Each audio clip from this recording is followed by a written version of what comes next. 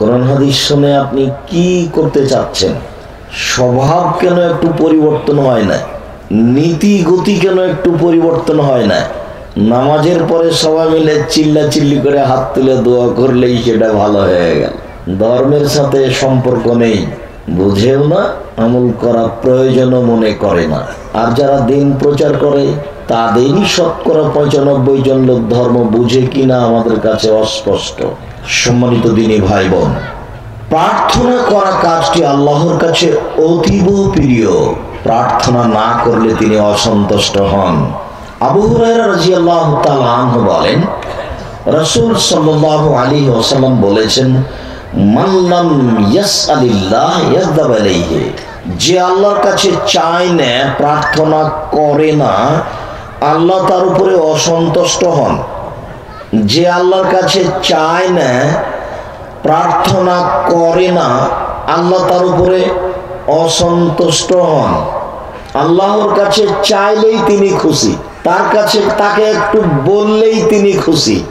আবু হুরায়রা রাদিয়াল্লাহু তাআলা আনহু বলেন, রাসূল সাল্লাল্লাহু আলাইহি ওয়াসাল্লাম বলেছেন, মান সাররাহু আইয়াস্তাজিবা লাহু আলা শাদায়ে ফাল ইকসির আদ-দুআ ফির রাখায়ে, যে ব্যক্তি চায় যে ও যখন বিপদে পড়ে আছে তখন আল্লাহ তার দোয়া কবুল করুক।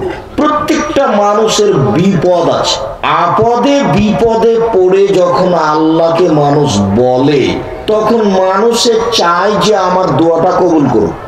বলছে যে আমার ছেলে জেলে চলে গেছে, আমার ছেলে হাজতে আছে, আল্লাহ তুমি দয়া করে আমার ছেলেটাকে ছাড়ার ব্যবস্থা করে দাও। আল্লাহ অমুক জালেম আমার জমি দখল করে নিয়েছে, তুমি তার হাত থেকে আমার জমিটা ফিরিয়ে দাও। এই বিপদে পড়েও আল্লাহকে বলছে। আল্লাহর নবী এই কথাটাই বলছেন যে যে লোকটা বিপদে পড়ে তার দোয়া কবুল হওয়াটা চায়, তাহলে সে যখন বিপদে পড়েনি তখন যেন একটু বেশি বেশি প্রার্থনা করে, দোয়া করে।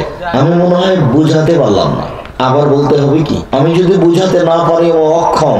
এ কথা তো রাসূল সাল্লাল্লাহু আলাইহি ওয়াসাল্লাম বলেছেন আজ থেকে নিয়ে 1450 বছর পূর্বে। হাদিস গ্রন্থে এভাবেই পড়ে আছে। জাতির সামনে বললে তো একটু দেখতে হবে, স্মরণ করতে হবে, তাহলে তো হবে। মানুষ তো বিপদে পড়ে, মানুষের তো চাওয়ার প্রয়োজন আছে, চাই তো চাই যে তাহলে কবুল হোক। তো কবুল হওয়া যদি চাই তাহলে যখন বিপদে পড়েনি তখন একটু আল্লাহকে বলুন।